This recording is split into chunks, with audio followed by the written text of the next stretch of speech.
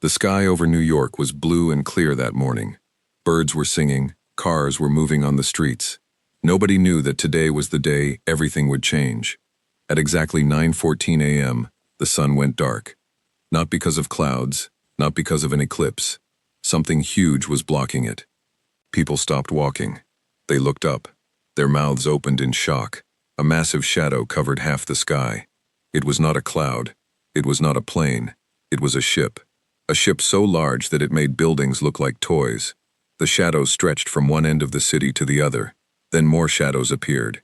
One by one, 10,000, 50, 100. Giant ships, dark and silent, filled the sky like a wall of metal. They did not move fast. They did not need to. Their size alone was a message. We are here, and you are small. Phones began to ring across the world. News channels switched to emergency broadcasts. Governments activated their alert systems, but nobody had answers. Nobody knew what was happening. All they could do was watch the sky and wait. In Washington, D.C., inside a secret bunker deep under the White House, alarms were screaming. Generals rushed into the command room. Screens showed the same terrifying image from every country on Earth. Giant ships blocking the sun. Radar shows thousands of them, said one officer, his voice shaking. Not hundreds, thousands. Where did they come from? The president asked. How did we not see this coming? Nobody answered. Because nobody knew. At 10 a.m., a signal was received. It came from every radio, every television, every phone, every computer screen on the planet. At the exact same time. Nobody could block it. Nobody could turn it off. A voice cold, calm, and inhuman, spoke in every language known to man, all at once. People of Earth, we are the Kryax Dominion. We have watched your world for many years. We have studied your wars, your greed, your hatred for each other. You are a broken species, a dangerous species, but we are not here to destroy you yet. The voice paused. The silence felt heavier than the words themselves. You will surrender your planet to the Kryax Dominion. All weapons will be handed over. All governments will dissolve. Humanity will become a servant race under our rule. You have 24 hours to comply. If you refuse, we will erase every city on this planet. This is not a threat. This is a promise. The signal ended. The world went silent for a moment. Nobody moved. Nobody spoke.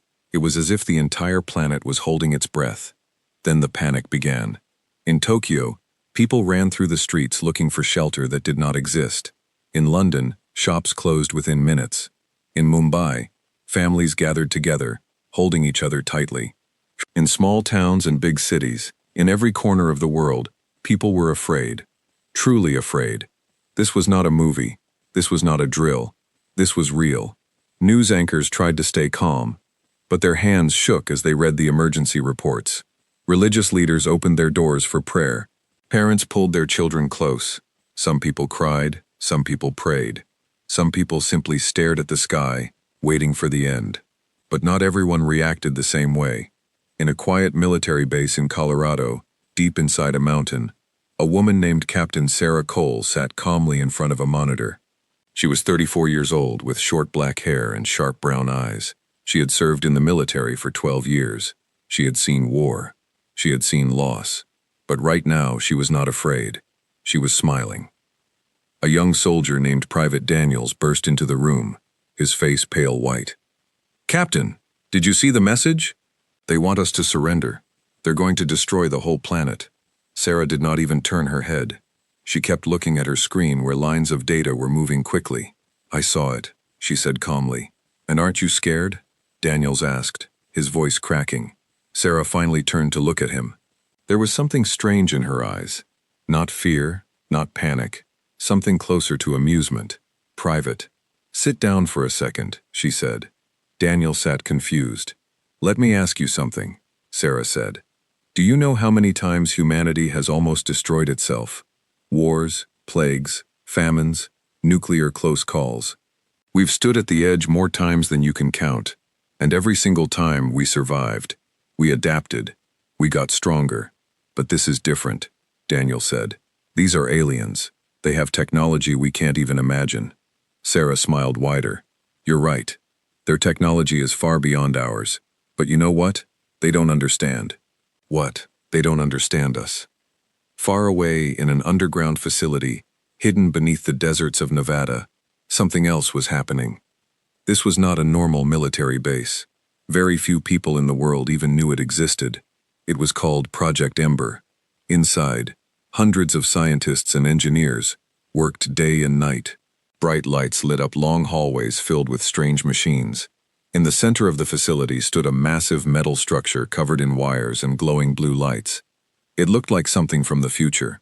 A man named Dr. Elias Grant walked quickly through the halls, his lab coat flapping behind him. He was in his 60s with gray hair and tired eyes, but his steps were full of energy. Today was the day they had been preparing for. Dr. Grant, a young scientist, called out, running toward him. "Did you see the alien message? They want total surrender." "I saw it," Grant said, still walking. "Sir, shouldn't we be panicking right now?" Grant stopped and turned to the young man. His eyes were calm, steady, almost cold. "Son, we've been preparing for a moment like this for over 30 years, he said. "Ever since the first strange signals were picked up from deep space. Ever since we realized we were not alone in this universe, we knew this day would come.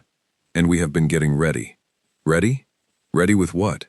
We don't even have ships that can leave our solar system." Grant smiled slightly. "Not yet, you don't. But something else is almost complete. Something that will change everything." He turned and walked toward a large door guarded by 2 armed soldiers. Above the door, a sign read, "Project Ember, Level 5 clearance only." Back in Washington, the president sat at the head of a long table, surrounded by his top advisors, generals, and scientists. Everyone looked exhausted. Everyone looked afraid. "We have less than 24 hours, said General Marcus Reyes, a tall man with a stern face. "Our missile defense systems are useless against ships that size. Our nuclear arsenal, even combined with every other nation on Earth, would barely scratch their fleet." "Then what options do we have?" the president asked. Silence filled the room. Finally, a woman spoke. Her name was Dr. Amara Singh, the president's top science advisor. She was calm, but her words were heavy. "Sir, there is one thing we haven't told the public, one project that has been running in complete secrecy for decades. Project Ember." The president frowned. "I've heard whispers of this. What is it?" Dr. Singh took a deep breath. "It began after the first deep space signals were detected back in the 1990s. Scientists realized that one day humanity might face exactly this kind of threat. So multiple nations secretly working together began developing something. A defense system unlike anything the world has ever seen. Why wasn't I told about this sooner?" the president demanded. "Because it was designed to remain hidden until it was absolutely necessary," Dr. Singh replied. "Sir, I believe that time is now." Meanwhile, all across social media, something strange was happening. Instead of only fear, something else began to spread. Videos, messages, memes, people joking about the aliens. People saying things like, "Bro, they really think we're just going to give up. Lol. Aliens threaten Earth. Humanity's response." Laughing emoji. "We survived 2020. We can survive this too." News reporters were shocked. Instead of complete panic, a strange wave of dark humor and defiance was spreading among ordinary people. Memes comparing the aliens to annoying salesmen. Jokes about humanity's unbeatable stubbornness. Some people even started making bets on how fast humans would find a way to fight back. Psychologists on television tried to explain it. "This may be a coping mechanism," one expert said. "When faced with something too big and too scary to understand, humans often use humor to protect their minds." But others believe something different, something deeper, that humanity, even in the face of an unstoppable alien fleet, still refused to feel small. Back on the alien flagship high above Earth's atmosphere, a very different mood filled the air. Inside a massive control room made of dark metal and glowing lights, the alien commander known as High Overseer Threx stood before a giant screen. His skin was pale gray, his eyes large and black, and his body tall and thin, wrapped in armor made of strange alloys. He was one of the most respected commanders in the Kryax Dominion, having conquered over 40 planets across the galaxy. Beside him stood his advisor, a smaller alien named Vex, who was studying data streaming across another screen. "Overseas," Vex said.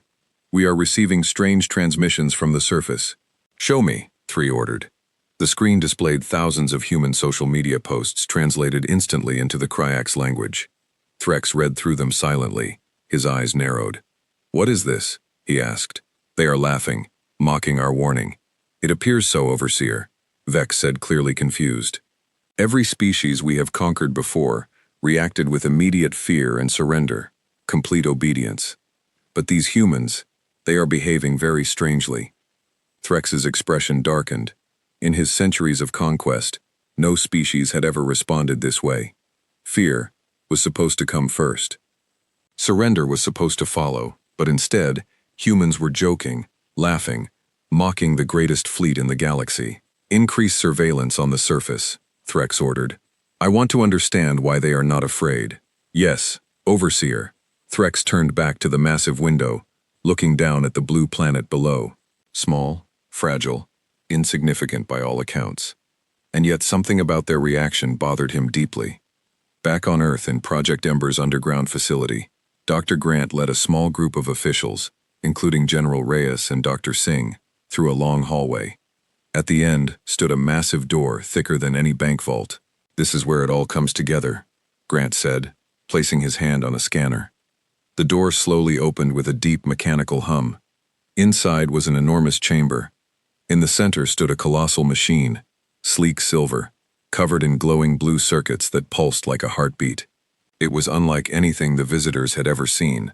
"What is this?" General Reyes asked, staring in awe. "This," Grant said proudly, "is humanity's answer to a threat like this. We call it the Ember Core, a power source and defense network built using technology recovered from a crashed object nearly 40 years ago. An object that did not belong to Earth." Dr. Singh's eyes widened. "You're saying we've had alien technology this entire time?" "A very small piece of it," Grant said. "But it was enough. Enough to study. Enough to reverse engineer. Enough to build something that could finally give humanity a fighting chance." General Reyes stepped closer, staring at the glowing machine. "Is it ready?" Grant smiled. "Almost. We need a little more time. But if the aliens attack before it's complete, we may be forced to use it early." Back at the White House, the 24-hour deadline was ticking down. Only 6 hours remained. Around the world, people gathered in city squares, in homes, in churches, temples, and mosques. Some prayed, some cried, but many surprisingly stood tall. In New York's Times Square, thousands of people gathered, staring up at the alien ships blocking the sky. Instead of chaos, something unexpected happened. People began chanting, "We will not kneel, we will not kneel." It started as a small group, but soon the entire crowd joined in. The chant echoed through the streets, rising louder and louder, filling the air with defiance instead of fear. News cameras captured the moment and broadcast it worldwide. Similar scenes began appearing in other cities too. Paris, Cairo, Beijing, Rio de Janeiro. People standing together, refusing to be afraid. High above, inside the alien flagship, Overseer Threx watched the broadcast with growing frustration. "They should be begging for their lives," he muttered. "Instead, they are singing in the streets." "Overseer," Vex said carefully, "perhaps we are misunderstanding this species." Threx turned sharply. "Explain." "Every species we've conquered valued survival above all else. They surrendered because they feared death. But these humans, they seem to value something else more." "And what is that?" Threx demanded. Vex hesitated. Perhaps pride or unity or the belief that even against impossible odds, they still have a chance. Threx's expression turned cold. "Then we will teach them the truth. There is no chance against the Kryvak." Back on Earth, the final hour of the deadline arrived. The entire world watched, holding its breath. Sarah Cole stood outside the Colorado military base, looking up at the massive ships blocking the sky. Beside her stood Private Daniels, his hands trembling. "Captain, what happens now?" he asked quietly. Sarah didn't answer right away. She simply looked up at the alien fleet, her eyes calm and steady. "Now," she said finally, "we find out if they truly understand who they're dealing with." At that exact moment, the alien signal returned. The same cold voice spoke once more, filling every screen and speaker across the planet. "Humanity, your time has ended. You have chosen mockery over surrender. You have chosen defiance over survival. This was your final chance. A pause, then the voice continued, colder than before. Prepare for judgment. Across the world, people froze. The chanting stopped. The laughter faded. For a brief moment, true fear returned. But then something strange happened. In Times Square, someone laughed. Just one laugh at first, then another, then another. Soon the entire crowd was laughing again, louder than before. Not out of joy, not out of foolishness, but out of pure, unshakable defiance. Because deep down, every single human standing there believed one simple truth. Humanity had survived worse, and humanity would survive this too. High above, watching this strange, impossible reaction unfold, Overseer Threx felt something he had not felt in centuries of conquest. Confusion, and for the very first time, doubt. Bring the fleet closer, he ordered darkly. It's time to show them exactly what happens. To those who dare to laugh at the KAX Dominion, the massive ships began to move. The ultimatum was over. The war was about to begin. The alien ships began to move closer, slowly, silently, like giant predators walking toward wounded prey. But down on Earth, in the underground bunker in Colorado, Captain Sarah Cole was not watching the ships. She was watching Private Daniels, whose face was still white with fear. "Captain," Daniel said, his voice shaking, "how can you be so calm? They're bringing the fleet closer. This could be the end." Sarah sat down beside him. She looked at the young soldier for a long moment before speaking. "Daniels, how old are you?" 22, ma'am. "Then you don't remember much history yet." Sarah said, "Let me tell you something. Humanity has faced the end many times before, and every single time we found a way through. Let me show you why I'm not afraid." She pulled up a screen showing old records, files, and images, and as she began to speak, her words carried the weight of centuries. Long ago, in the coldest days of history, humans were weak. They had no guns, no cities, no writing, just small groups of people walking across dangerous lands, facing giant beasts, freezing winters, and endless hunger. Compared to many other creatures on Earth, humans were slow, weak, easy to kill. But humans had one thing other animals did not have. They had the ability to learn, to adapt, to work together. When a human tribe faced a lion too strong to fight alone, they did not run away forever. They came back with spears. When the winter became too cold to survive, they learned to make fire.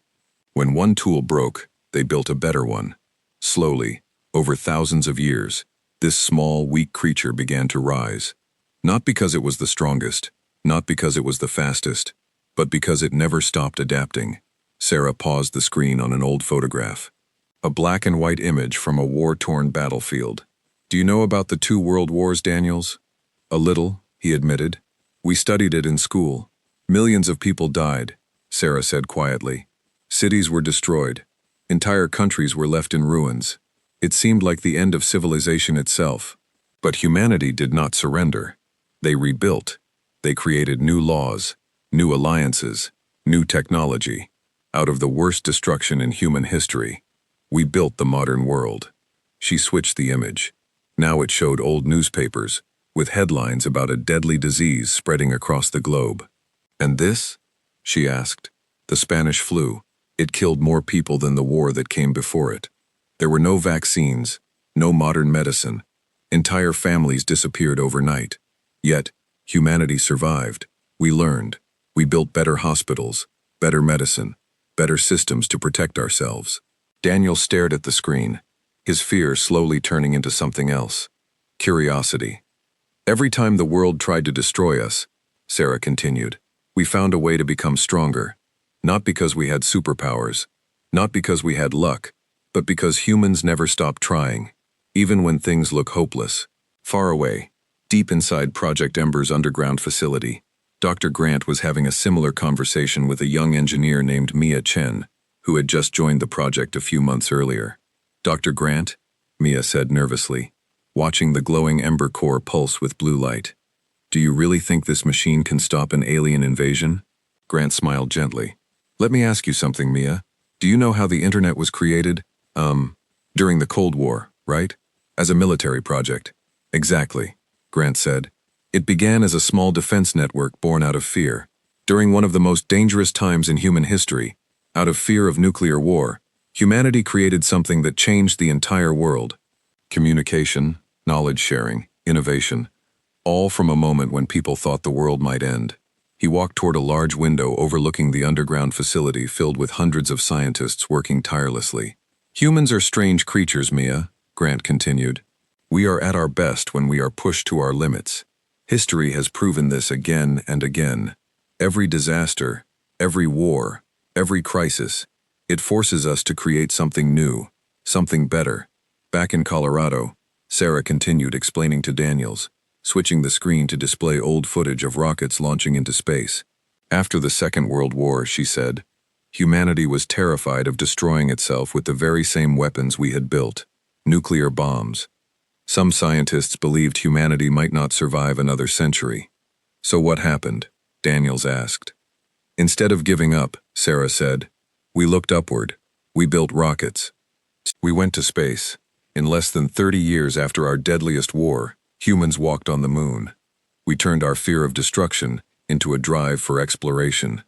She switched the screen again, showing images of scientists working in laboratories, doctors developing vaccines, engineers building new machines. Every single time the world told us we couldn't survive, Sarah said, we found a way to prove it wrong. This isn't blind hope, Daniels. This is history. This is proof. Meanwhile, high above Earth, inside the alien flagship, Overseer Threx watched more human records that his scientists had gathered from Earth's databases. He had ordered his team to study human history in detail, hoping to understand this strange species that refused to feel fear. His advisor, Vex, stood beside him, studying the same data with growing unease. Overseer, Vex said, the data is unsettling. Explain, Threx demanded. According to their records, this species has faced extinction-level events multiple times throughout their history. Diseases that killed millions, wars that destroyed entire civilizations, natural disasters capable of wiping out cities in seconds. And yet what? Each time their population recovered, their technology advanced, their society grew stronger. It is as if adversity fuels them rather than destroys them. Threx frowned deeply. In his many conquests across the galaxy, he had seen countless species collapse the moment they faced true danger. Some species surrendered simply from fear of losing a single city. But humans had lost entire civilizations, and still they rebuilt. This cannot be a coincidence, Threx muttered. There is more, Overseer, Vex added. Their history shows repeated examples of rapid technological advancement during times of extreme conflict. Their two largest wars led to breakthroughs in aviation, medicine, computing, and weaponry. Advancements that would have normally taken over a century, achieved within a few short years.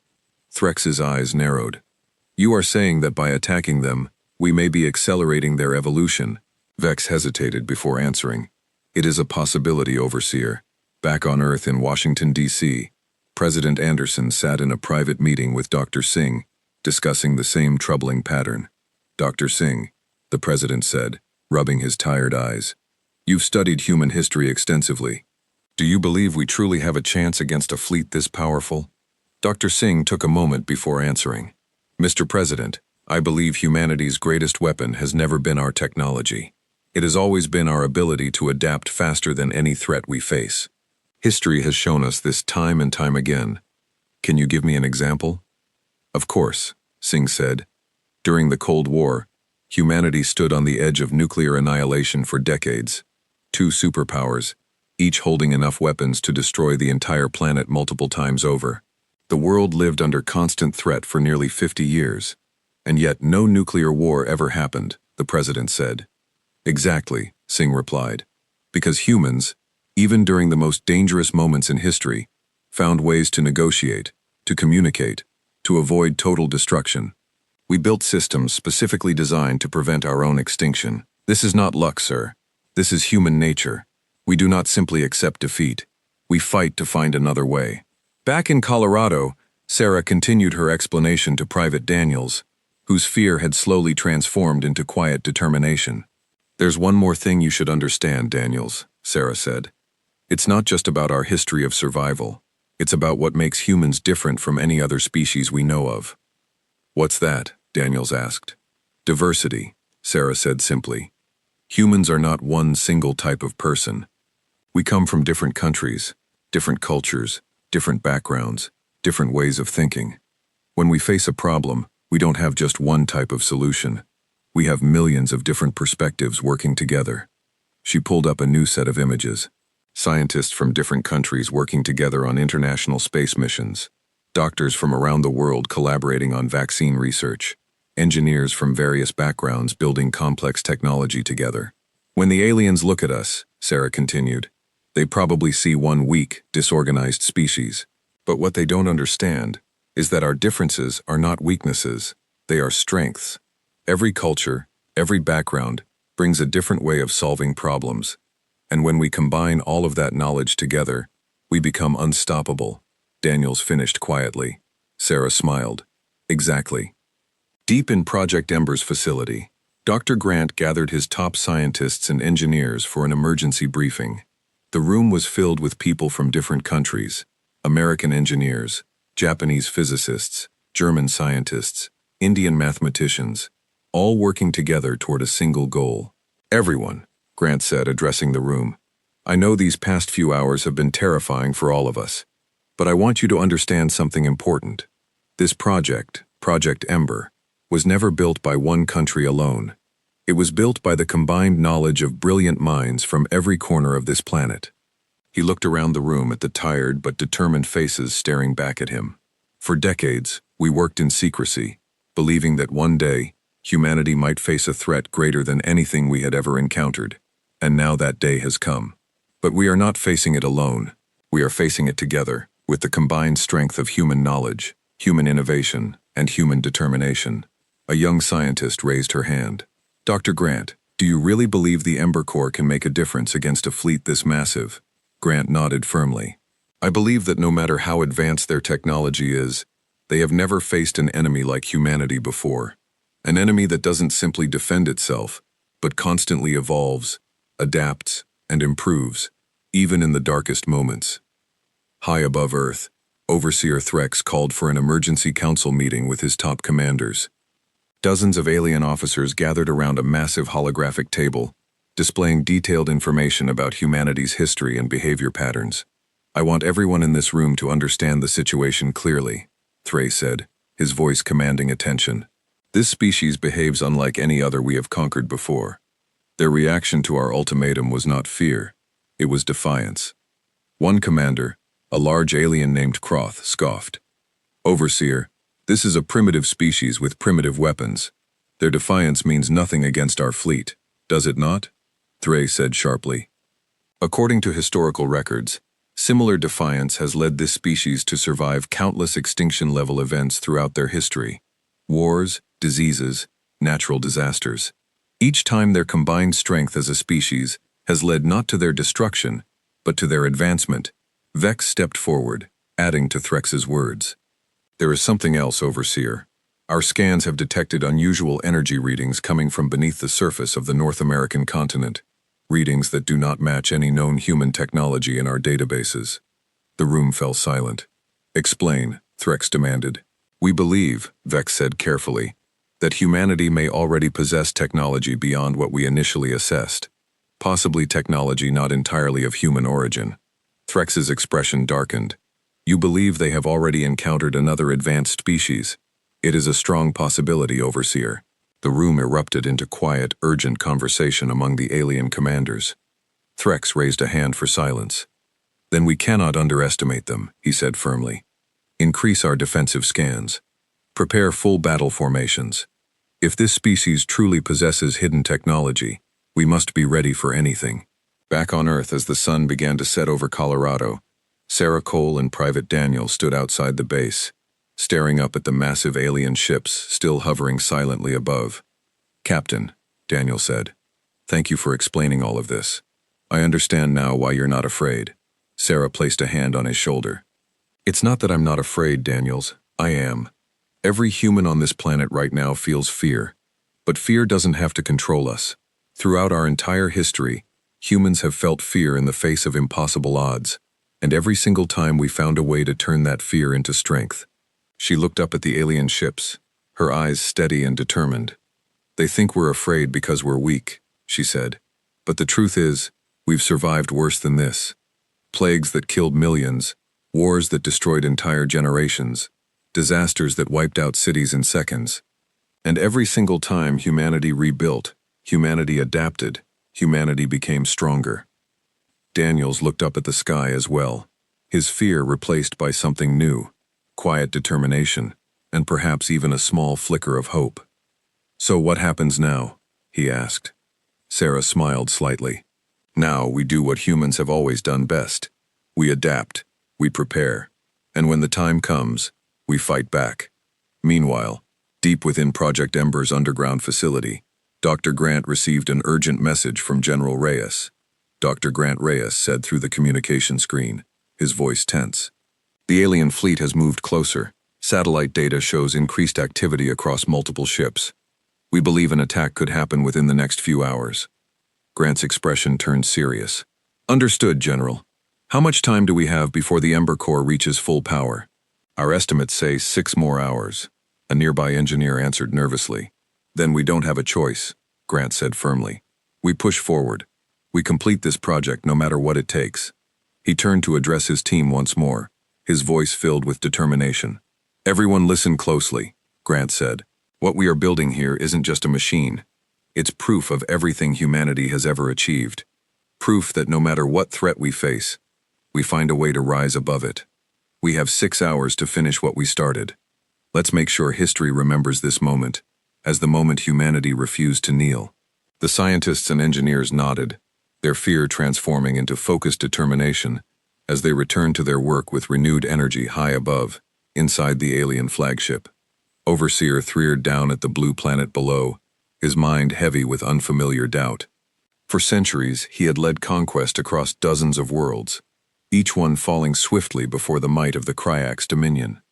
Fear had always been his greatest weapon, but this species, this strange, fragile, yet endlessly resilient species, refused to fear him.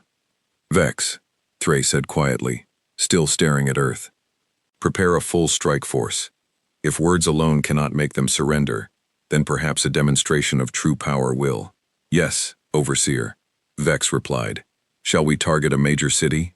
Threx's eyes narrowed as he considered the request. "No," he said finally. "Target one of their military installations first. Let us see exactly how this species reacts when true war begins." Vex nodded and turned to relay the orders, unaware of the storm that was about to be unleashed, not just from the alien fleet above, but from the very planet they had underestimated. Down below, humanity prepared. Not with fear, not with surrender, but with the quiet, unshakable strength of a species that had never once in its long and painful history truly given up. The flashback had shown the truth. Humans did not fear extinction. They feared only one thing, never trying to survive it. And as the alien fleet began its final preparations for attack, humanity stood ready, drawing strength from every battle, every disaster, every impossible moment they had ever overcome before. The first strike was coming, and humanity would meet it head-on. The sun had set over Colorado, but nobody at the military base was sleeping. Every soldier, every officer, every scientist stood ready, watching the sky where the alien fleet hung silently like a storm waiting to break. Captain Sarah Cole stood in the command center, her eyes fixed on the radar screen. Small red dots had separated from the main alien fleet. They were moving fast. "Captain," an officer called out, "we have multiple bogies descending from the main fleet. Speed and trajectory suggest they're heading straight for us." Sarah's jaw tightened. "How many?" 15 ships, ma'am. Medium-sized. Not the giant motherships. These look like strike craft." Private Daniels appeared beside her, his face pale but determined. "Captain, what do we do?" Sarah turned to the room full of soldiers and officers all waiting for her command. She took a deep breath. "We do what we've trained for," she said firmly. "All units full alert. Defensive positions. This is not a drill." Alarms began blaring through the base. Soldiers rushed to their positions, grabbing weapons, taking cover behind reinforced walls, activating anti-air defense systems. The base, hidden deep inside a mountain, had been built for exactly this kind of moment, a moment nobody truly believed would come. High above, inside one of the descending alien ships, a Cryax commander named Grez stood at the front of his strike squad. He was younger than Threx, eager to prove himself, and slightly overconfident. This was supposed to be an easy mission, a quick demonstration of power against a primitive military base. "Remember," Grez said to his soldiers, "Overseer Threx wants a message sent, nothing more. Destroy their defenses, show them true power. Do not engage unnecessarily." His second in command, a smaller alien named Skarn, nodded. "Understood, Commander. Scanners show minimal resistance. This should be quick." Gray smiled coldly. "Good. Let's remind these humans exactly how small they are." The alien ships descended through the clouds, their dark metal hulls glowing faintly with energy weapons preparing to fire. Back on the ground, Sarah watched the radar as the alien ships grew closer. Her hands were steady, but her heart pounded. "Daniels," she said, "get to your position. Remember your training." "Yes, Captain," Daniels replied, gripping his rifle tightly as he moved toward the base's outer defense line.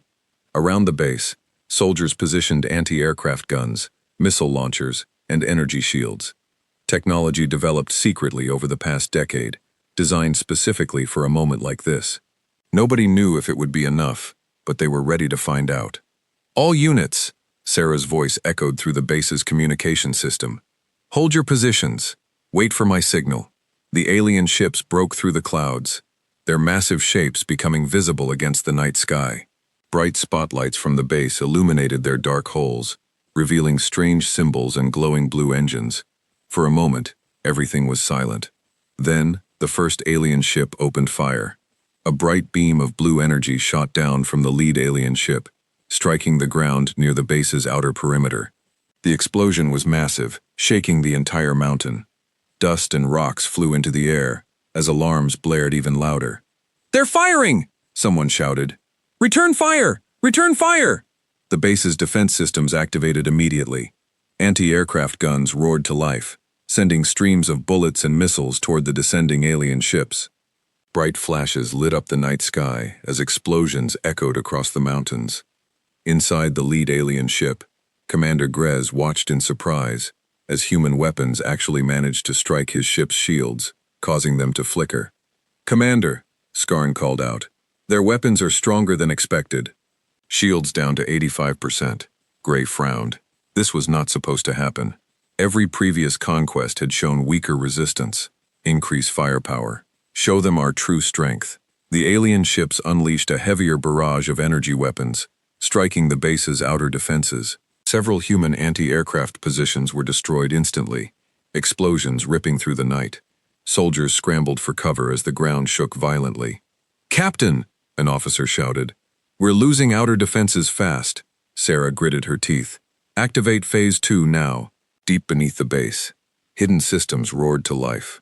Massive energy shields developed using research from Project Ember, activated around the base's most critical structures. A shimmering blue barrier appeared, deflecting incoming alien fire. Inside the alien ship, Skarn's eyes widened. "Commander, they have some kind of energy shield protecting their central structure." Grez's confidence wavered slightly. Impossible. This technology should not exist on this primitive world. But it did exist, and it was holding. On the ground, Sarah watched as the shield absorbed another wave of alien fire, the barrier glowing brighter with each impact, but holding strong. "The shield is working," Daniel shouted from his position, relief evident in his voice. "Don't celebrate yet," Sarah warned. "This will only slow them down. We need to hit back." She turned to her communications officer. "Activate Ground Squad Alpha. Time to show them we don't just defend." From hidden underground tunnels around the base, dozens of specially trained soldiers emerged, carrying advanced weaponry developed in secret over the past decade. These were not ordinary soldiers. They were part of an elite unit known as the Vanguard Corps, trained specifically for a scenario like this. Leading them was Sergeant Marcus K., a battle-hardened veteran with years of combat experience. His team moved quickly and quietly, using the chaos of battle to position themselves strategically around the base's perimeter. "Alpha Team," Kane said through his comm. "Target their ship's weak points. Focus fire on the underside near the engine core. That's their weakness. His team had studied every piece of alien technology recovered over the years, learning as much as possible about potential vulnerabilities. It was time to put that knowledge into action. As one of the alien ships descended lower to strike the base's shield directly, Kane's team fired specialized weapons, projectiles designed using reverse-engineered technology, capable of penetrating alien shielding. The projectile struck true, hitting the ship's underside. Sparks flew as the alien vessel shuddered, smoke pouring from its engine. Inside the ship, alarms blared loudly. "Commander, we've taken critical damage. Engine core compromised." Grez's confidence shattered into shock. "That's impossible. Evasive maneuvers now." But it was too late. The damaged ship spiraled out of control, crashing into the mountainside with a massive explosion that lit up the night sky. Cheers erupted from the human soldiers as they watched the alien ship crash. But the celebration was short-lived. The remaining alien ships, enraged by the loss of their comrade, intensified their attack. "They're getting angrier," Daniel shouted, ducking as another explosion rocked nearby. Sarah's eyes narrowed. Good, angry enemies make mistakes. The battle intensified. Energy beams clashed with human missiles, explosions lighting up the mountains like fireworks. Soldiers fought bravely, using every ounce of training and courage they had. The alien ships, despite their advanced technology, found themselves struggling against an enemy far more resourceful and adaptive than they had ever encountered. Inside the alien flagship, Commander Grez watched the battle unfold with growing frustration and disbelief. "This should have been simple," he muttered. "How are they resisting this effectively?" Skarn, his second-in-command, studied the battle data carefully. "Commander, their weapons, they're adapting. Every attack we launch, their defenses seem to counter more effectively than the last." Grez's anger flared. "Order full assault. Destroy that base completely. No more restraint." Back on the ground, Sarah received urgent reports from her officers. "Captain, they're preparing a full assault. All remaining ships converging on our position." Sarah's mind raced. The base's shields were strong, but not infinite. If the aliens focused their entire remaining firepower on one location, even the advanced shielding might not hold. "Daniels," she called out. "Status on evacuation tunnels. Ready, Captain. Non-essential personnel are already moving to safety." "Good, Kane. Status on Alpha Team." Kane's voice crackled through the comm. "Captain, we've taken heavy damage, but we're still operational. Requesting permission to engage the remaining ships directly." Sarah hesitated for only a moment. The remaining alien ships were converging, preparing a massive combined attack. If they didn't do something drastic, the base could be destroyed. "Permission granted," Sarah said firmly. "Kane, use everything we've got." Kane's team, hidden strategically around the mountainside, activated a specially seized weapon system, a series of high-powered energy cannons developed through years of secret research, powered by technology recovered from the very same crashed object used in Project Ember. "Fire all cannons," Kane shouted. Bright beams of energy erupted from hidden positions around the mountain, striking the remaining alien ships with devastating accuracy. The alien vessels, caught off guard by this unexpected firepower, scrambled to defend themselves. Inside the alien ships, chaos erupted. "Shields failing rapidly," one alien soldier shouted. "We weren't prepared for weapons this advanced." Commander Grez watched in horror as two more of his ships took heavy damage, their shields collapsing under the intense assault. This was not the easy victory he had promised his superiors. "Retreat," Grez finally ordered, his voice filled with disbelief and anger. "Fall back to the main fleet immediately." The remaining alien ships, badly damaged and clearly outmatched in this particular battle, turned and retreated into the night sky, disappearing back toward the massive fleet, still hovering above Earth. Cheers erupted across the base as soldiers realized they had successfully repelled the alien attack. Sarah allowed herself a small smile, though she knew this was only the beginning. "Captain!" Daniels called out, running toward her, his face covered in dust, but filled with excitement. "We did it!" "We actually pushed them back." Sarah nodded, though her expression remained serious. "This was only a small strike force, Daniels. A test. They wanted to see how we'd react." "And what do you think they learned?" Daniels asked Daniels. Sarah looked up at the sky where the alien ships had disappeared into the darkness. "They learned that we're not as weak as they thought, but they also learned something else. something that might make them angrier and more determined than before.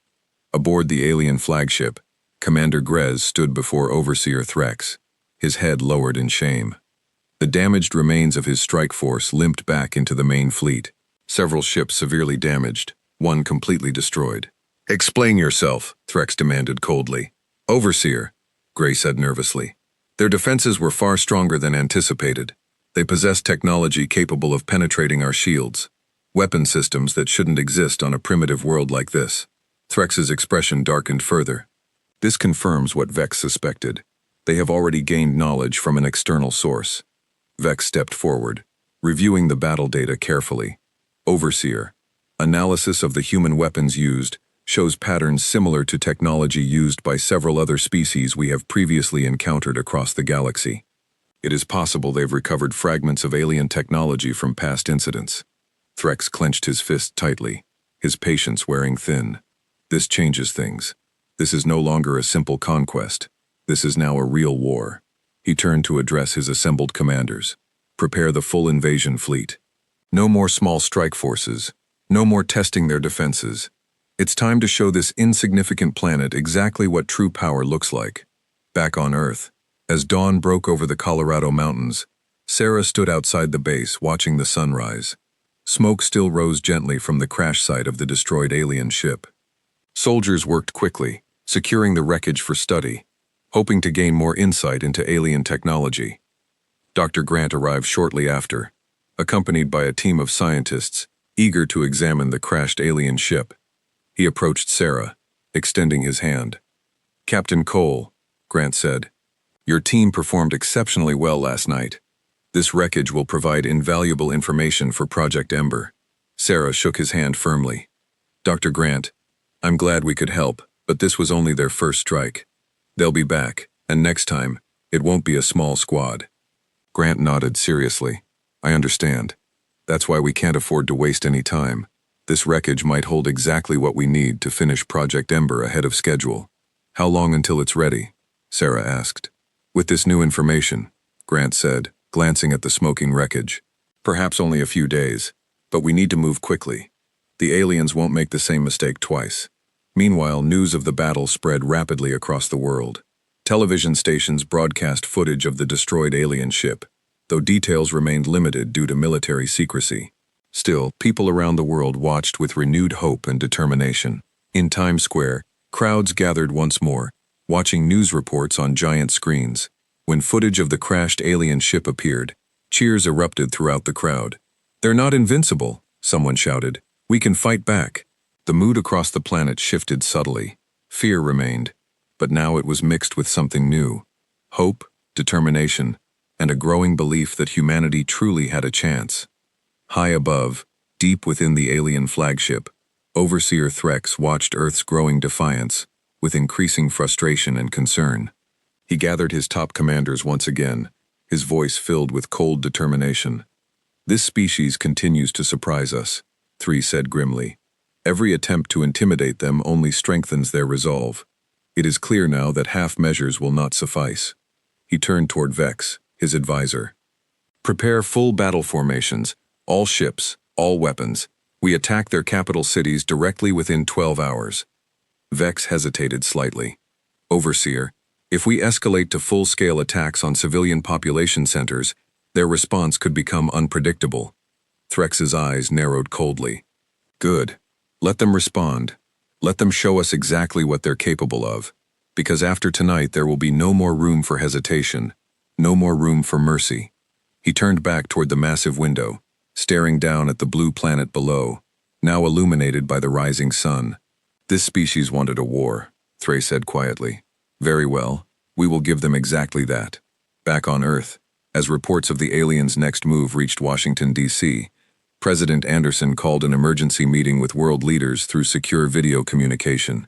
Faces from every major country appeared on screen, each filled with concern and determination. "We've received confirmation," General Reyes announced grimly. "The alien fleet is preparing for a full-scale assault.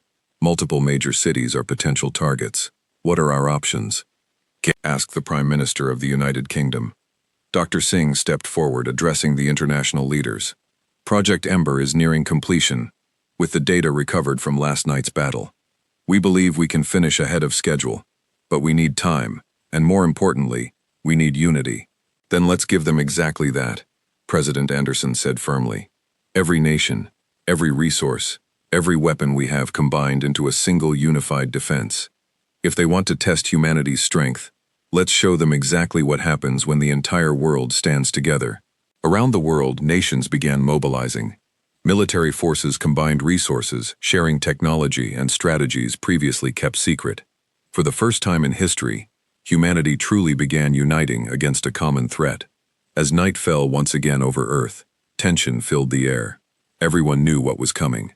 The first battle had been won, but it was merely a taste of what awaited humanity. Sarah stood once more atop the Colorado base, staring up at the alien fleet, larger and more menacing than ever.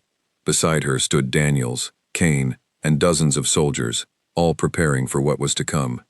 "Captain," Daniel said quietly, "do you think we can really win this war?" Sarah looked at him, her eyes steady and filled with quiet determination. "Daniels, humanity has faced impossible odds throughout its entire history. Every single time we found a way to survive. Tonight will be no different."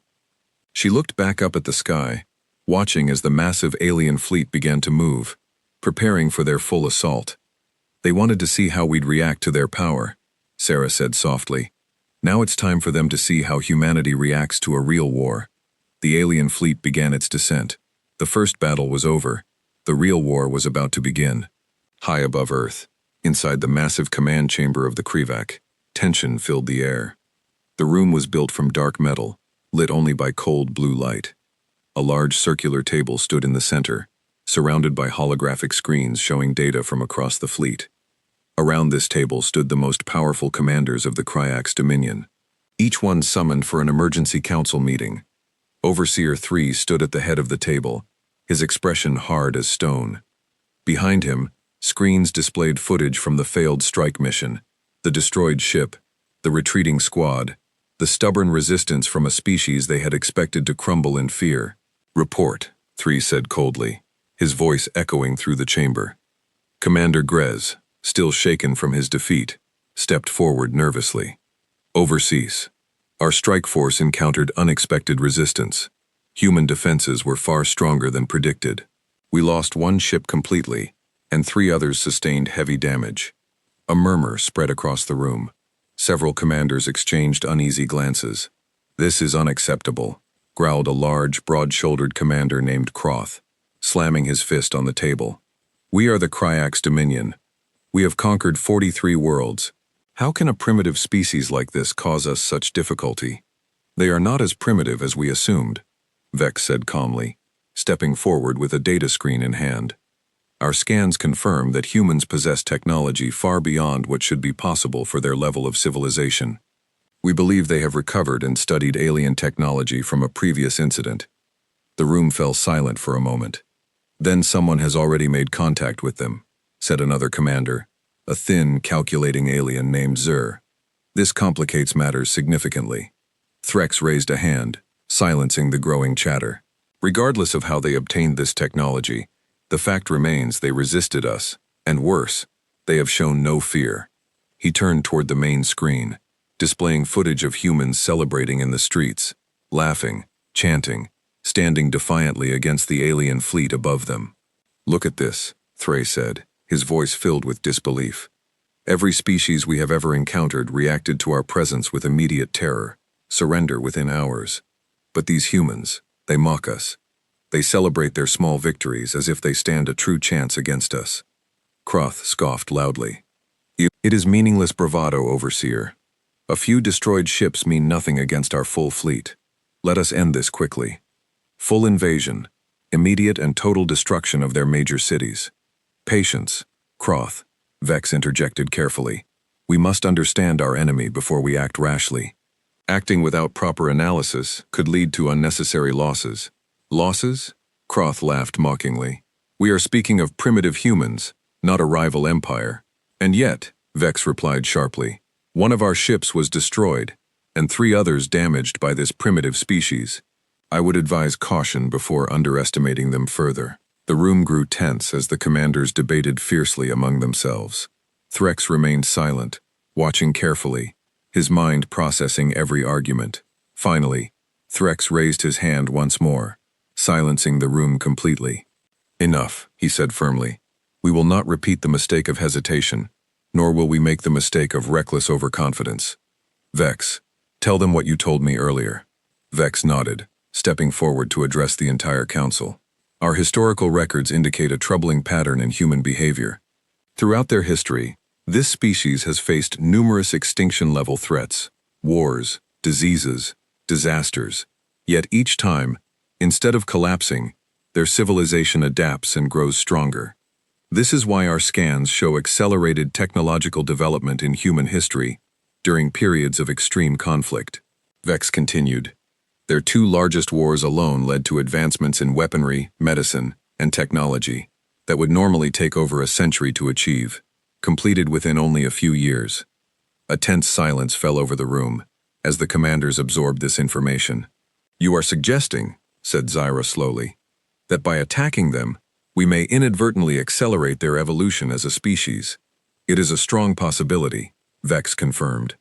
"The more pressure we apply, the faster they may adapt and develop counter-strategies against us." Croth shook his head dismissively. "This is absurd. No species evolves fast enough to counter an empire as advanced as ours." "Perhaps," Thray said quietly, "but no species we have previously encountered has shown this level of resilience either." The council chamber grew tense with uncertainty. For the first time in centuries, doubt crept into the minds of the Krivak's commanders. Their empire had never faced such unpredictable resistance. A younger commander named Priest Nyla, who had remained silent throughout most of the discussion, finally spoke. "Overseer, if I may offer a different perspective." Threx nodded. "Speak." "Our previous conquests succeeded because we overwhelmed our enemies both physically and psychologically," Nyla explained. "Fear was always our greatest weapon, but this species appears to respond differently to fear. Instead of submission, they respond with unity and determination." "What are you suggesting?" Threx asked. "Perhaps," Nyla continued carefully, "our approach needs to change. Instead of attempting to break their spirit through intimidation, we should consider a more calculated strategic assault.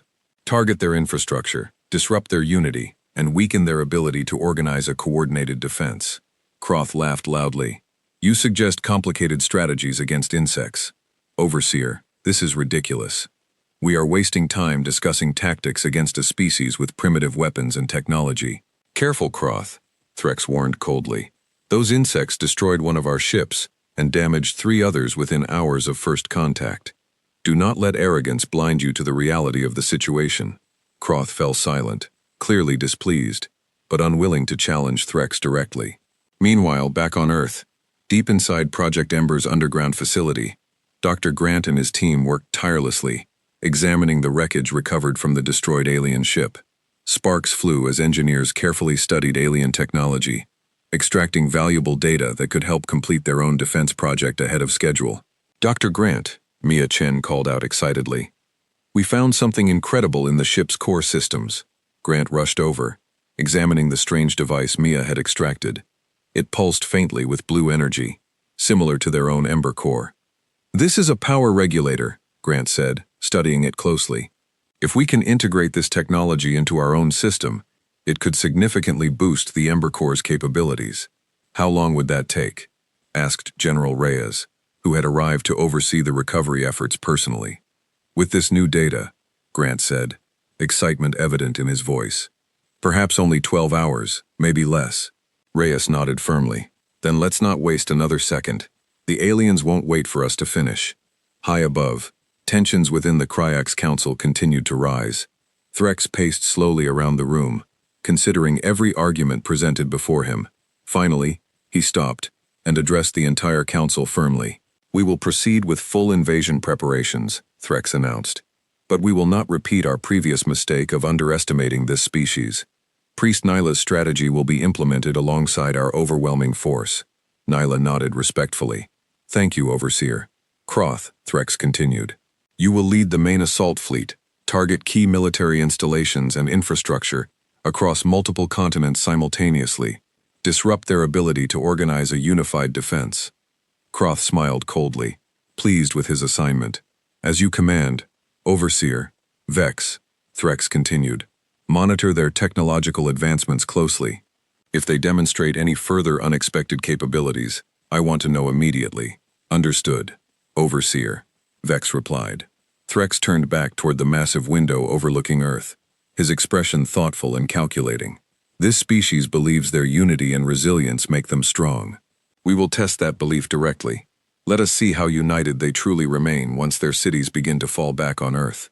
As preparations for the alien assault continued, world leaders gathered once again through secure video communication, discussing strategies to counter the impending attack.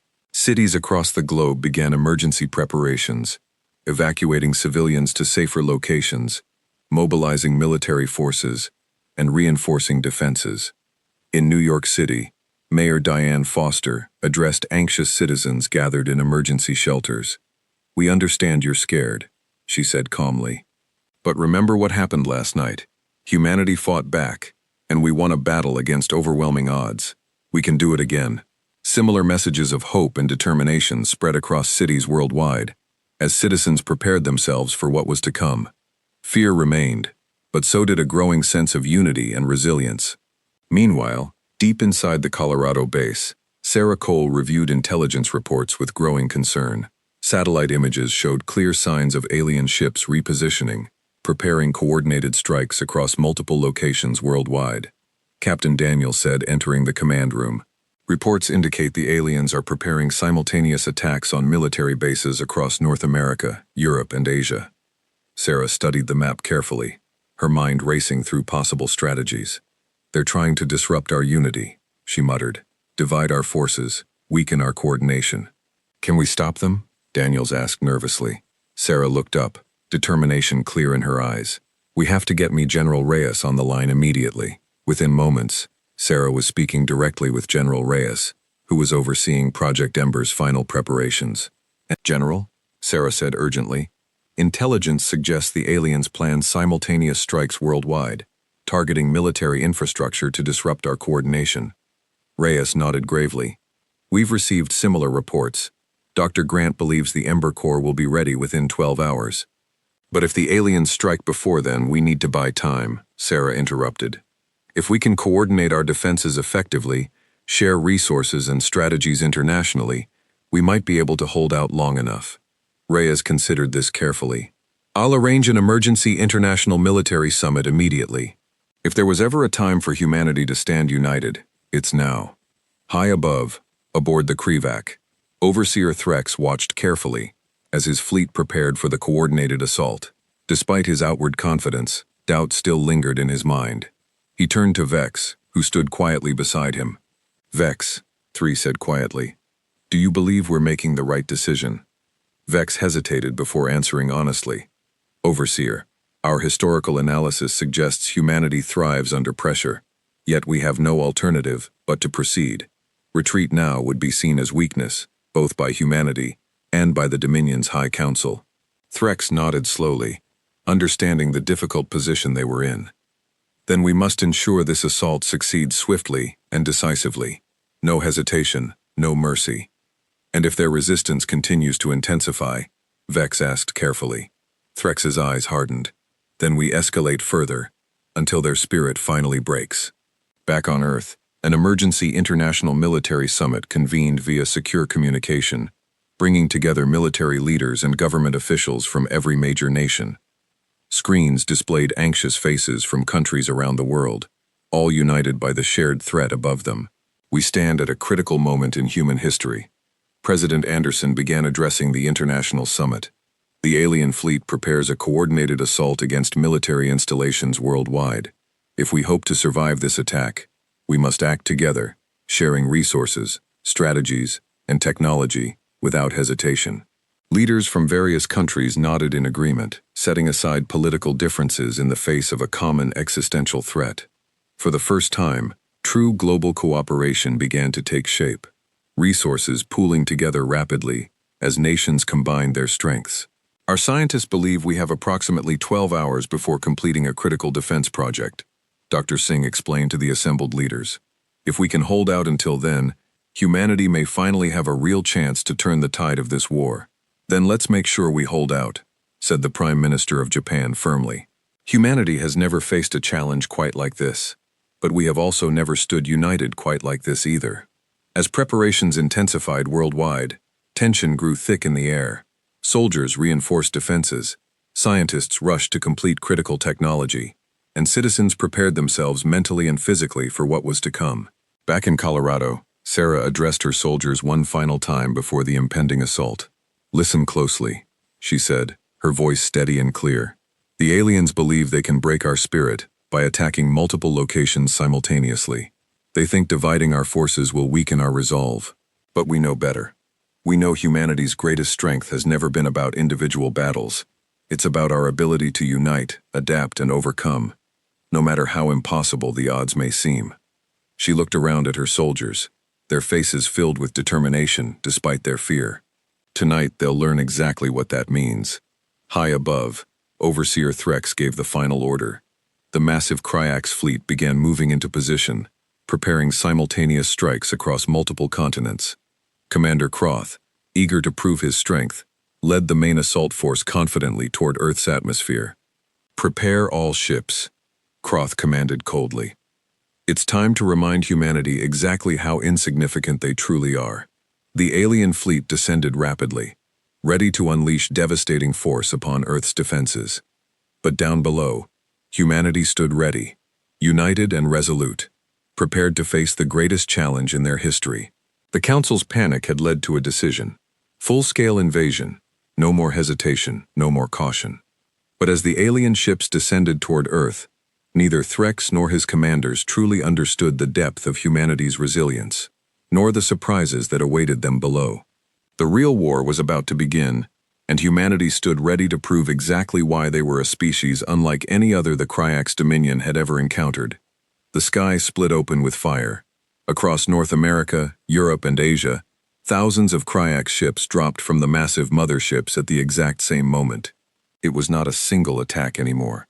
It was war everywhere, all at once. In Colorado, Sarah Cole stood in the command center, watching dozens of red dots swarm across the radar screen. Her heart pounded, but her voice stayed calm. "All units, this is it," she said into the comm. "Hold the line. Remember your training." Outside, the mountain base's defense shields glowed bright blue as the first wave of alien ships opened fire. Explosions lit up the night sky. The ground shook violently. Soldiers dove behind cover as debris rained down around them. "Captain!" Daniel shouted over the noise. "Multiple ships incoming. This wave is bigger than last time." "I know," Sarah said, gritting her teeth. "Kane, status on Alpha Team in position, Captain." Kane's voice crackled back. "Ready to engage on your signal."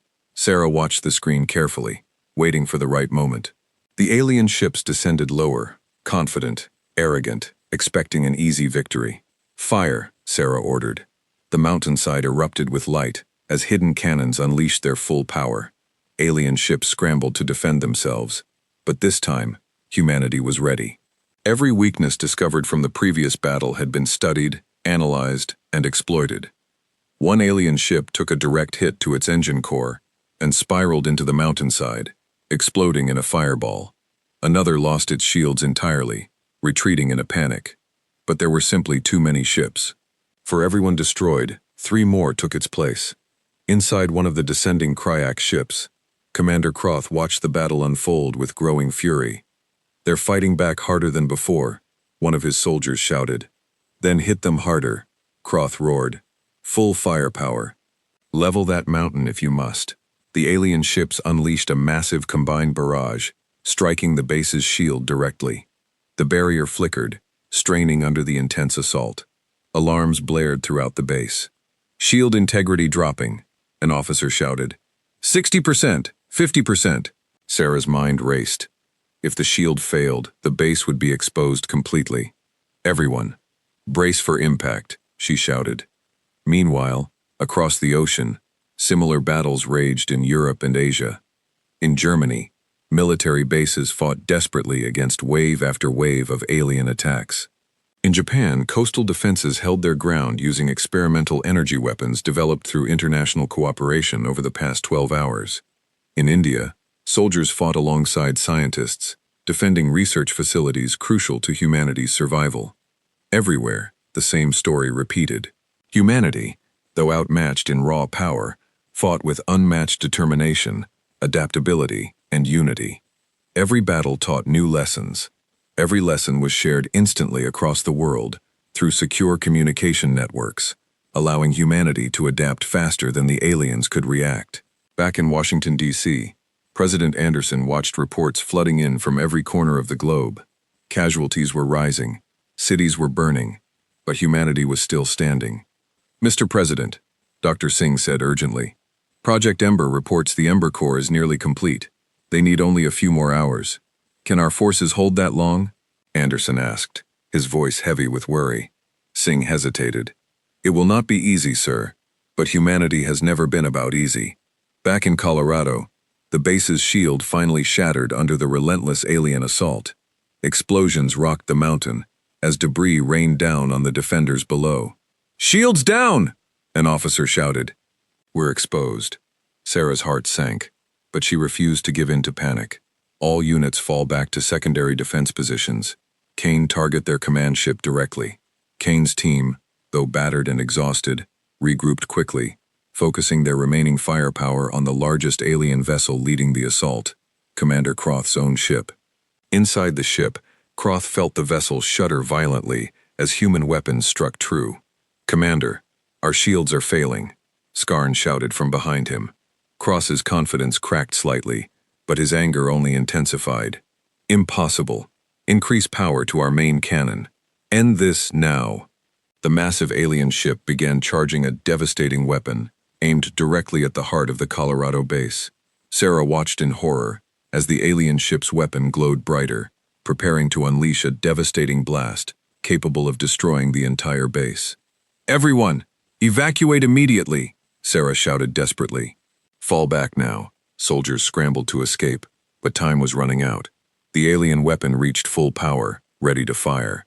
Suddenly, a bright flash of blue light erupted from deep within the mountain itself. A powerful energy beam shot upward, striking the alien ship's weapon just as it prepared to fire. The alien vessel's cannon exploded violently, causing the entire ship to shake uncontrollably. Confusion swept through the battlefield. Sarah looked around, stunned. What was that? From behind her, Dr. Grant emerged from a hidden underground entrance, his face covered in sweat, but filled with excitement. "That, Captain," Grant said proudly, "was the Ember Core. We just brought it online early." Above, the damaged alien flagship reeled from the unexpected counterattack. Commander Croth stared in disbelief at his ship's systems, sparks flying around him. "Impossible," Croth shouted. "Where did that weapon come from?" "Commander," Skarn said urgently, "readings indicate a massive energy surge from beneath the human base. Their technology, it's far more advanced than we anticipated." Croth gritted his teeth in fury. "Order full retreat. We need reinforcements immediately." The damaged alien ship, along with several others severely weakened by humanity's newly activated defense system, retreated hastily into the night sky, regrouping with the main fleet above. Back on the ground, cheers erupted from soldiers who had witnessed their unexpected victory. Sarah turned to Dr. Grant, astonished. "You said we needed hours to complete the Ember Core," she said. Grant smiled, exhausted, but triumphant. "We did, but your team's earlier victory gave us critical technology and time we desperately needed. Necessity truly is the mother of invention, Captain." Sarah looked around at the battlefield filled with wreckage and destruction, yet also filled with soldiers standing tall, refusing to be broken. "This isn't over," she said quietly. "They'll regroup. They'll come back stronger." "I know," Grant replied. "But now, at least we have a fighting chance." High above, aboard the Crevatiaire Threx, received the reports of failed assaults from across the globe. Ships destroyed in Colorado, heavy losses in Germany, coastal defenses holding strong in Japan. Everywhere, humanity had resisted far more effectively than anticipated. Threx's expression darkened as Commander Croth entered the council chamber, humiliated and furious. "Explain this failure," Threx demanded coldly. "Overseer," Croth said through gritted teeth. "They possess a weapon system unlike anything we anticipated, a massive energy discharge capable of severely damaging our ships from beneath the surface itself. Vex stepped forward, studying data carefully. Overseer, our analysis suggests humanity has developed advanced weaponry using recovered alien technology, likely combined with human ingenuity and innovation. Threx's frustration boiled beneath his calm exterior. Then this species continues to surprise us at every turn. Overseer, Priest Nyla said calmly, stepping forward. Perhaps it is time we reconsider our approach entirely. Threx turned sharply. Explain. This species does not respond to intimidation or brute force alone, Nyla explained carefully. Every attack we launch only strengthens their unity and accelerates their technological advancement. Perhaps we should consider isolating their most valuable resources instead, cutting off their ability to coordinate globally. Croth scoffed loudly. Cowardice disguised a strategy. We should crush them completely immediately with our full might and risk further losses. Vex interjected sharply. Overseer, our fleet has already suffered significant damage. If we continue reckless assaults without proper strategy, we risk losing our advantage entirely. The council chamber erupted into heated debate once more, commanders arguing fiercely over the best course of action. Threx remained silent, watching carefully, weighing every option available. Finally, he raised his hand, silencing the room. We will proceed with a combined approach, Threx announced firmly. Continue targeted strikes against their military and defense infrastructure, but simultaneously target their global communication networks. If we can disrupt their ability to coordinate internationally, their unity will crumble. Back on Earth as dawn broke once again, humanity assessed the aftermath of the invasion. Casualties were heavy, cities damaged, but morale remained surprisingly strong. News broadcasts showed images of destroyed alien ships, alongside images of human resilience, soldiers helping civilians, communities rebuilding quickly, international cooperation stronger than ever before. In Washington, D.C., President Anderson addressed the nation and the world once more, his voice filled with determination. Humanity has faced its greatest challenge yet, Anderson said solemnly. We have suffered losses, but we have also achieved victories few believed possible. Tonight, we proved that unity, resilience, and innovation remain humanity's greatest strengths. This war is far from over, but we will not back down. We will not surrender. Applause and cheers erupted across the globe as people watched the broadcast, drawing strength and hope from their leader words. Back in Colorado, Sarah stood outside the base, staring up at the sky, now calm and clear after the intense battle. Dr. Grant approached her, his expression thoughtful. Captain Grant said, "The Ember Corps has provided us with valuable information about alien technology and strategy. We believe we can develop countermeasures against their next assault." "How long do we have?" Sarah asked. Grant considered carefully. "Based on their pattern of escalation, I'd estimate less than 24 hours before their next major offensive." Sarah nodded, determination clear in her eyes. "Then let's make sure we're ready. This war isn't over yet. If anything, this was only the beginning." High above, Overseer threered down at Earth, his mind heavy with unfamiliar uncertainty. Never before had a conquest proven this difficult, this unpredictable. He turned to Vex, his voice quiet but resolute. "Vex, prepare our forces for the next phase of attack. This time we strike directly at their unity, their coordination, their very ability to organize as a species." "Understood, Overseer," Vex replied. Threx looked down at the planet below, his expression hardening with renewed determination. "Humanity believes their unity makes them strong. Let us see exactly how strong they remain. Once we tear that unity apart," the Kryax fleet began regrouping, preparing for their next devastating assault. But down below, humanity stood ready, more united and determined than ever before, prepared to face whatever challenges awaited them next. The invasion had begun, but humanity's resolve had only grown stronger. And as both sides prepared for the battles yet to come, one truth became increasingly clear. This would not be a quick or easy war for the Kryax Dominion. Humanity was not simply resisting, humanity was rising. 24 hours had passed since the failed alien invasion. Across the world, humanity did not rest. Every hour was used to prepare, to build, to plan. This was no longer about simple survival. This was about victory. In Colorado, Deep inside Project Ember's underground facility, Dr. Grant stood before a massive gathering of scientists, engineers, and military leaders from every corner of the globe. Screens behind him displayed the completed Ember core, now glowing brighter than ever before, connected to defense systems across multiple countries. "Everyone," Grant said, his voice carrying through the room. "What we built here started as a single project in one country. Now it belongs to the entire world. Every nation has contributed knowledge, resources, and courage to reach this moment." General Reyes stepped forward, addressing the room. "Our scans confirm the alien fleet has begun repositioning. They plan to strike our communication networks and coordination centers directly, hoping to divide us before their next assault." "Then we don't let them," said Sarah Cole, standing among the gathered leaders. "We already know their strategy. Now it's time to use it against them." High above Earth, aboard the Krivak ship, Overseer Threx studied battle plans carefully with his commanders. The mood in the council chamber had shifted. Confidence had been replaced by caution, though determination remained strong. Overseer Vex reported, "Our scans show significant human military activity across multiple regions. They appear to be reinforcing their communication networks rather than their military bases directly." Threx frowned. "They anticipate our strategy."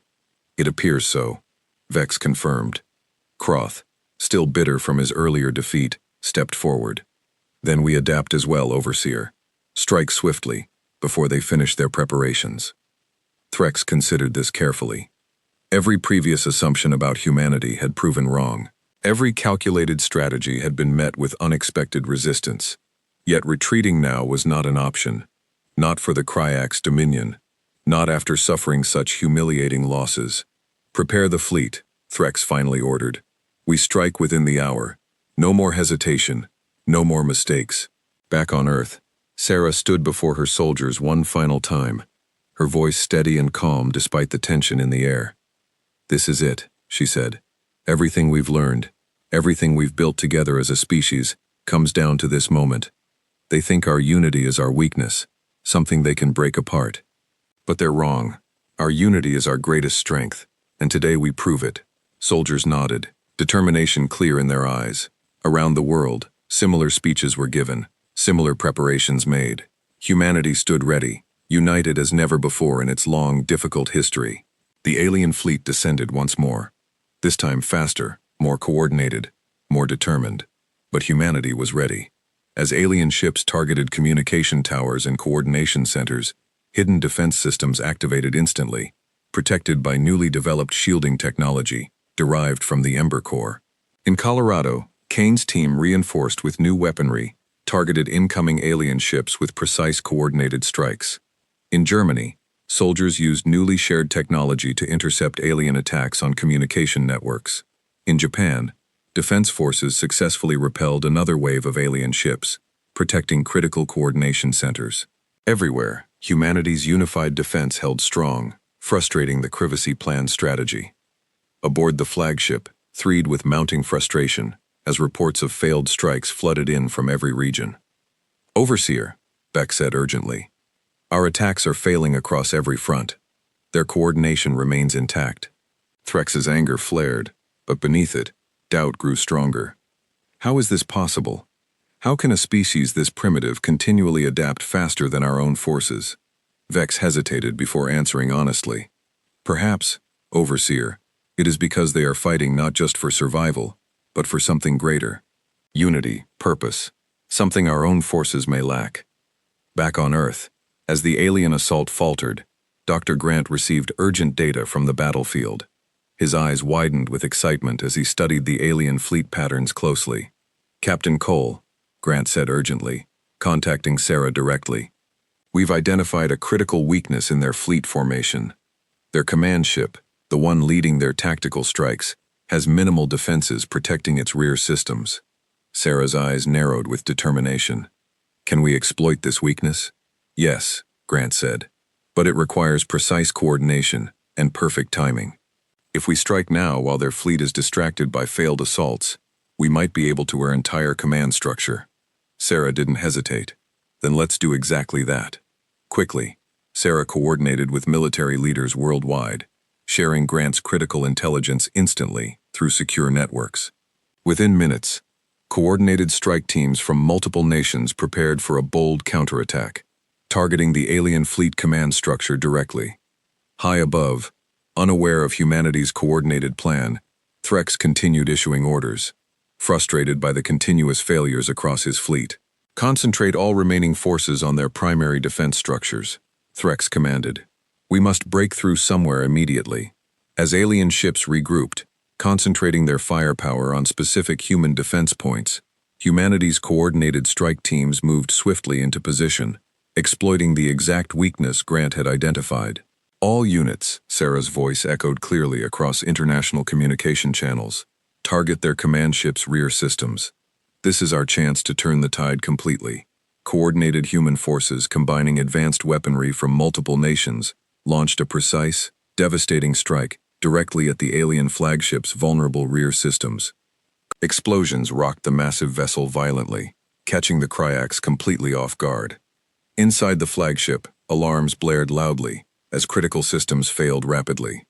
"Overseer," Skarn shouted in panic. "Our main systems are failing. We've sustained critical damage to our primary command structure."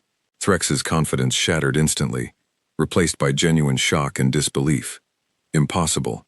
How did they identify our weakness so precisely? Vex, studying the battle data urgently, realized the truth. "Overseer, they've been studying our tactics all along, adapting continuously with each battle. This attack was calculated perfectly." Threx clenched his fist tightly, anger and disbelief mixing dangerously within him. "Order immediate retreat of all forces. We cannot risk losing our flagship entirely." Back on Earth, cheers erupted worldwide, as reports confirmed severe damage to the alien flagship. Humanity's coordinated counterattack had succeeded beyond anyone's expectations, striking a critical blow directly at the heart of the Kryax invasion force. In Colorado, Sarah watched as alien ships began retreating rapidly, regrouping cautiously at a safer distance from Earth's surface. "Captain," Daniel said excitedly, "we actually did it. We hit their command ship directly." Sarah allowed herself a small, triumphant smile. "This isn't over yet, Daniels. But today, humanity proved something crucial. We're not just capable of defending ourselves, we're capable of striking back." Aboard the damaged Kryak flagship, Overseer Threx gathered his remaining commanders for an emergency council meeting. The mood was tense, uncertain, filled with doubt and frustration. "This war has become far costlier than anticipated," Threx admitted grimly. "Humanity continues adapting faster than we can counter. Our losses mount with each passing engagement." Croth, humiliated by repeated defeats, remained uncharacteristically silent, his previous confidence shattered by recent events. Priest Nyla finally spoke, her voice calm but firm. "Overseer, perhaps it's time we reconsider our position entirely. Humanity has proven far more resilient and capable than any species we've previously encountered. Continuing this conflict may cost us far more than the value of conquering this single planet." Threx considered this carefully, weighing the heavy losses his fleet had already suffered. Yet retreating now, admitting defeat against a species initially deemed primitive, would severely damage the KAX Dominion's reputation across the galaxy. "We cannot simply retreat," Thray said finally, "but we must reconsider our approach. Perhaps direct conquest is no longer viable. Perhaps negotiation, or at the very least a strategic withdrawal, is our only remaining option." Back on Earth, as news of the alien fleet retreat spread worldwide, humanity celebrated cautiously, aware the war was far from truly over. Yet, for the first time since the invasion began, hope truly flourished.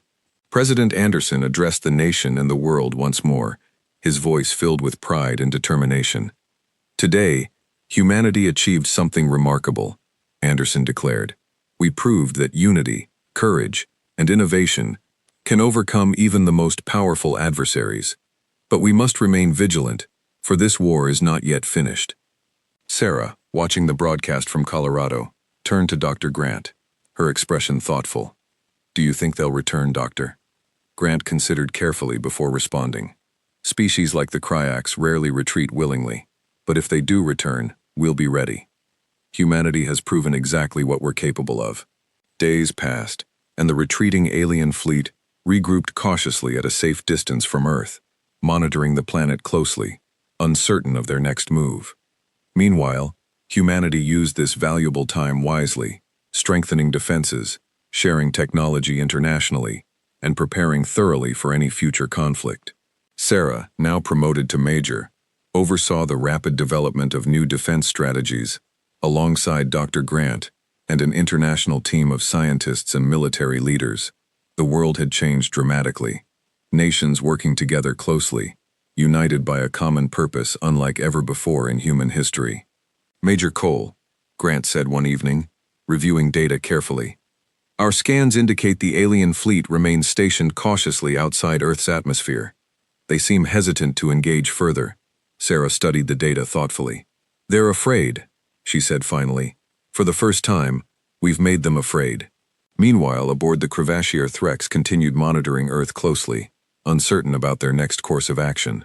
The Dominion's High Council had begun demanding updates, questioning the prolonged conflict against a supposedly primitive species. Overseer, Vex reported one day. The High Council demands immediate resolution.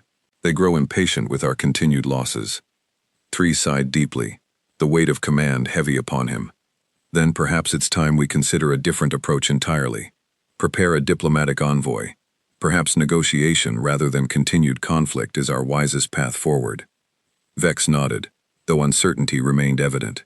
And if negotiations fail, Overseer, Threx's gaze hardened, staring intently at the blue planet below.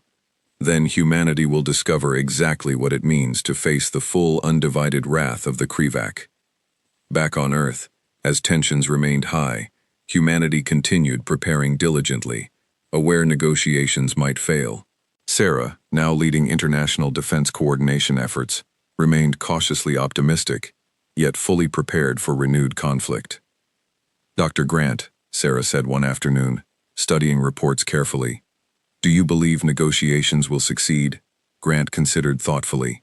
Humanity has proven itself capable of remarkable resilience and adaptability, whether through negotiation or continued conflict. I believe we're finally prepared for whatever comes next. Sarah nodded, gazing out at the horizon, where the alien fleet remained cautiously stationed. Then let's make sure we're ready for anything, she said quietly. As the world awaited the outcome of humanity's greatest challenge yet, one truth remained clear. Humanity, once underestimated and threatened with total conquest, had risen against impossible odds, proving resilience, unity, and courage could overcome even the most powerful adversaries. Weeks later, an urgent transmission arrived from the alien fleet, requesting formal negotiations directly with world leaders. Sarah, alongside President Anderson and Dr. Grant, prepared cautiously for humanity's historic first direct diplomatic meeting with the Kryax Dominion. As they entered the secure meeting room, screens displayed Overseer Threx himself, appearing calm yet visibly cautious. Humanity, Threx began solemnly. Your resilience has proven unprecedented. The Kryax Dominion acknowledges your strength and unity. President Anderson stepped forward confidently. Humanity does not see conflict, Overseer Threx, but we will never surrender our freedom nor our right to determine our own future. Threx nodded slowly, considering carefully. Then let us discuss terms of peace rather than continued conflict. Sarah watched closely, cautious optimism growing within her. Perhaps finally humanity's long, difficult struggle was nearing a peaceful resolution. As negotiations began cautiously, humanity stood united, proud, and resilient, ready to face whatever challenges the future held. The war had tested humanity's strength, unity, and courage beyond anything previously imagined. Yet, through every battle, every hardship, humanity had emerged stronger, more united, and more determined than ever before. Sarah looked around the room at the faces of world leaders, working together at Dr. Grant's proud smile, and finally out toward the horizon, where the alien fleet remained cautiously stationed. Humanity had faced an impossible threat, mocked at first by fear itself, yet had risen through unity, resilience, and unwavering courage. The demanded surrender had become humanity's greatest triumph, and as negotiations continued, one final truth echoed clearly across the world. Humanity did not simply survive. Humanity had proven once and for all Exactly why they should never be underestimated again. The war might have started with fear, but it ended with humanity's laughter still echoing proudly across the stars. The end.